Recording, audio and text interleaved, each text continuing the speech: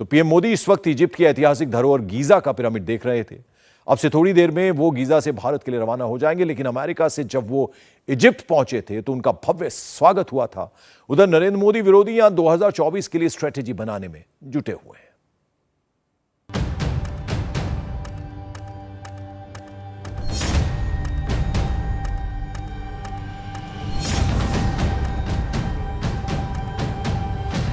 यह मोदी की लोकप्रियता का ही असर है।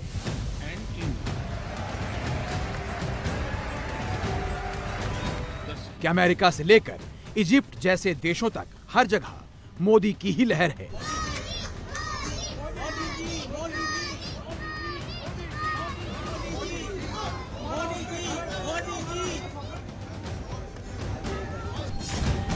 प्रधानमंत्री ने जब अमेरिका टूर शुरू किया था तब उनकी अप्रूवल रेटिंग 75% पर थी और अब देख लीजिए उसमें 1 पॉइंट का इजाफा हो चुका है। मोदी 76% पर आ चुके हैं। प्रधानमंत्री जी उन लीडर्स में से है। पहले तो उनकी पॉपुलैरिटी रेटिंग देख लीजिए। मैंने उस दिन एक असेसमेंट देखी, आपकी लीडिंग रेटिंग 70s में है, बाकी जो लोग आते हैं देयर समवेयर एल्स। अच्छा, हमारे यहाँ कुछ हमारे मित्र लोग हैं जो ब्रॉडली विरोधी दलों में पाए जाते हैं। वो कहते जी इस विजिट का वहाँ क्या असर हुआ। तो आज मैं उनकी खुशी के लिए उनको काम करने के लिए जो कवरेज विजिट की हुई है, New York times, Washington post, wall street journal, तो ये कहना कि नहीं इस visit is not being taken seriously there. जबकि इसके उलट मोदी के दुश्मन मिलने से पहले ही बिछड़ते चले जा रहे हैं। ये सारे विरोधी चले तो थे 24 में मोदी का सीन खराब करने, मगर फिलहाल तो इन्हीं का सीन बिगड़ता दिखाई दे रहा है। शुक्रवार को केजरीवाल और राहुल एक फ्रेम में तो दिखे, लेकिन शनिवार आते आते केजरीवाल आउट ऑफ फ्रेम हो गए, विपक्षी एकता में फूट पड़ गई।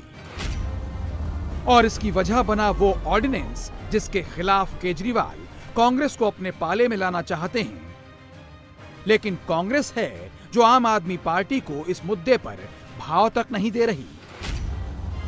शनिवार को आम आदमी पार्टी ने एक बयान जारी किया और उस बयान के तीसरे, चौथे और 5वें पैराग्राफ में कांग्रेस पर तीखा अटैक किया, कांग्रेस की चुप्पी पर सवाल उठाए, संदेह जताया।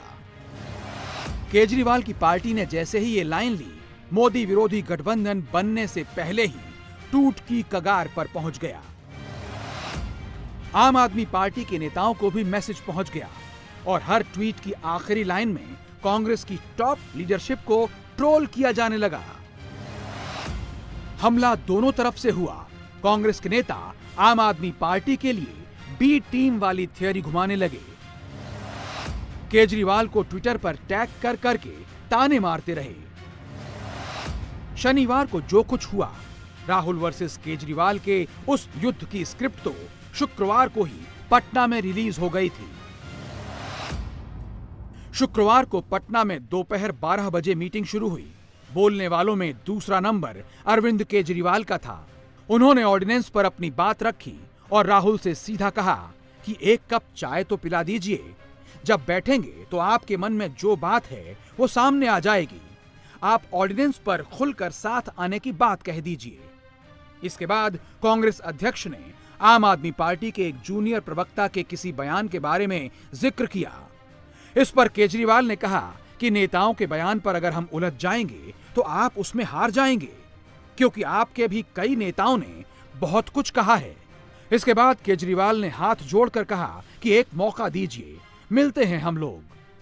फिर राहुल की एंट्री हुई।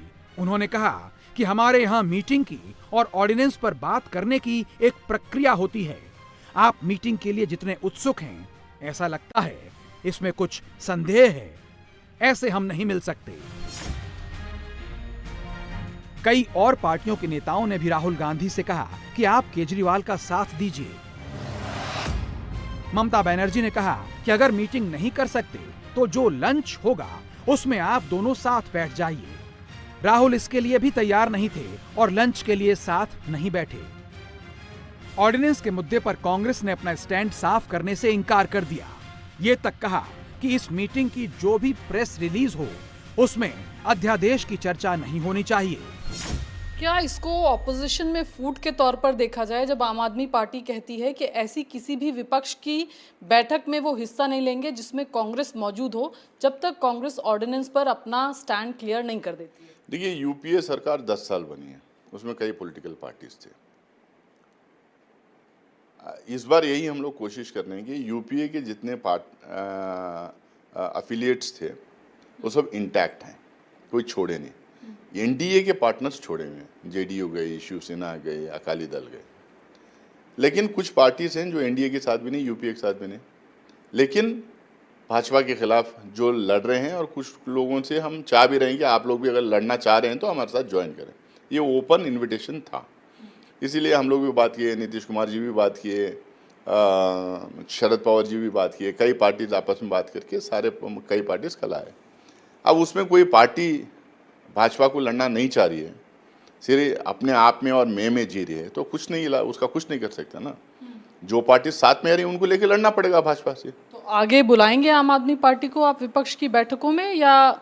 देखिए, हाँ, उसके बारे में कल क्या डिसीजन हुआ अंदर, ये क्या बोल के कल की मीटिंग में दूसरे लीडर्स को क्या बोल के निकले वहाँ से, ये हम लोग को इसका इल्म नहीं है।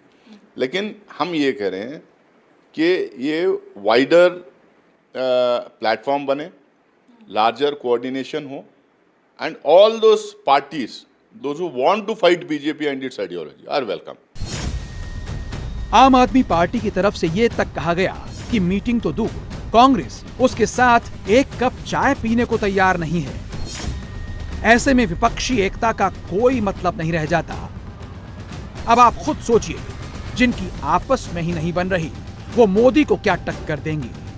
हाँ, कैमरे पर दिखावे के लिए बातें तो अभी भी बड़ी बड़ी ही कर रहे हैं। सब ऑल इज वेल ही कर रहे हैं। पटना में जो ऑल पार्टी मीटिंग हुई उससे भारतीय जनता पार्टी और प्रधानमंत्री जी घबराए हुए हैं।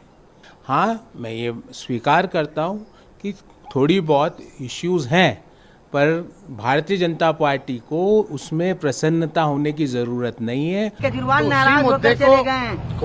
कोई नाराजगी कहीं कुछ नहीं है। सारी बातें जो है स्पष्ट जो है हो चुकी है और ज्यादा किसी को उसमें कहना नहीं है। एक मत हो करके फासिस्ट फोर्सेस के खिलाफ जो है गोलबंद होने का ऐलान किया और एक देश को दिशा दिखाने के लिए सब लोग एकजुट हुए। और ये कोई हम अपने हित के लिए या उनके हित के लिए नहीं, बल्कि जनता की मांग पर हम लोग एक हुए। और सब लोग चाहते हैं कि जनता जो है मोदी जी पे बात नहीं करना चाहती। जो अगला चुनाव है वो जनता का चुनाव है। बिहार के डिप्टी सीएम कहते हैं 24 का चुनाव मोदी के नाम पर नहीं होगा, विपक्षी एकता ही सबसे बड़ी ताकत बनेगी। मगर क्या ऐसा ही है? क्योंकि फिलहाल तो सिचुएशन यह है कि विरोधियों का घर ऐसा टूटा है जिसे अब ये सारे मरम्मत करने में जुटे हैं। रही बात मोदी के सारे दुश्मनों को इकट्ठा करके प्रधानमंत्री को 24 में हराने की, तो ये क्यों मुमकिन नहीं है? आपको कुछ फैक्ट्स से समझाते हैं। विपक्ष ये कहता है कि बीजेपी इसलिए जीत जाती है क्योंकि ऑपोजिशन पार्टियां तितर बितर रहती हैं, साथ नहीं आती। अगर विपक्ष 24 के लिए साथ आ जाए, बीजेपी को 35 या 40% वोट मिल भी जाए, तब भी विपक्ष 60% वोट लेकर सत्ता में आ सकता है। पटना में विपक्षी एकता के शो ऑफ में यही थियरी घुमाई गई। मगर क्या विपक्ष के एक साथ आ जाने भर से मोदी को हराया जा सकता है? जवाब है नहीं। सवाल कैलकुलेशन का है ही नहीं, सवाल तो मूड ऑफ द नेशन का है। 24 का चुनाव नजदीक आते आते अगर लोगों ने यह मान लिया कि बीजेपी ही स्टेबिलिटी दे सकती है, मजबूत सरकार दे सकती है, तो वो बीजेपी को ही वोट देंगे और यहां अंकगणित विपक्ष के किसी काम नहीं आएगा। अंकगणित के लिहाज से भी फायदे में बीजेपी ही है, इसे एक एग्जाम्पल से समझिए। 2004 में कांग्रेस पार्टी ने 50% से ज्यादा वोट से सिर्फ 64 सीटें जीती थीं। 2009 में जब वो दोबारा सत्ता में आई तो 50% से ज्यादा वोट से सिर्फ 43 सीट जीत पाई, यानी तब कैलकुलेशन कांग्रेस के फेवर में नहीं गया। भारत के चुनाव में जो पार्टी लैंडस्लाइड विक्ट्री हासिल करती है उसे आमतौर पर 50% से ज्यादा वोट कई सीटों पर मिलता है। इसके कुछ एग्जाम्पल्स देखिए।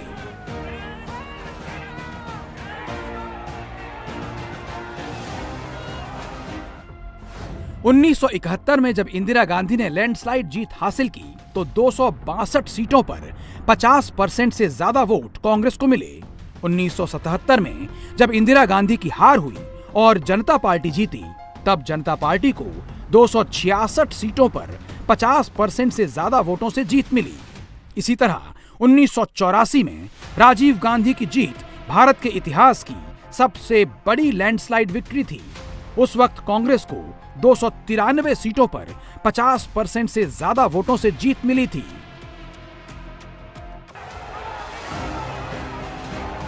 मोदी ने बिल्कुल इसी तरह की लैंडस्लाइड विक्ट्री 14 और 19 में हासिल की थी। 2014 में 136 सीटें ऐसी थीं जहां बीजेपी की जीत हुई। ऐसी सभी सीटों पर बीजेपी को 50% से ज्यादा वोट मिला। 2019 के चुनाव में ऐसी सीटों की संख्या 136 से बढ़कर 224 हो गई, जहां मोदी को 50% से ज्यादा वोट मिले। इंडिया टीवी हर वक्त हर जगह डाउनलोड करने के लिए सर्च करें India TV news Google play store या ऐप स्टोर पर।